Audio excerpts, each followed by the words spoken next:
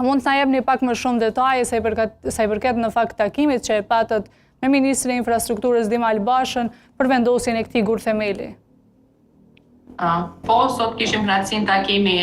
në Maqedoninë e Veriut, Ministrin e Transportit dhe Infrastrukturës të Republikës së Kosovës, zotrin Dimal Basha, ku së bashku me Ministrin e Transportit të Maqedonisë së Veriut, zotrin Aleksandar Nikolovski, patëm një takim edhe me përfaqësues të institucioneve tjera relevante,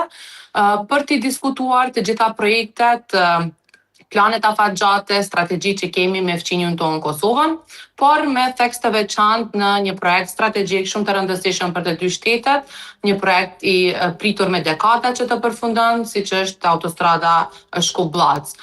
Sot folëm për finalizimin e këtij projekti, që është nisja e punimeve që do të bëhet me 26 gusht, pasi që janë të kaluar të gjitha procedurat ose të themi pengesat administrative që deri tani e kanë pamundsuar këtë projekt. Ndërkaq kur jemi tek ky projekt, nëse mund na tregoni pak më shumë për kostën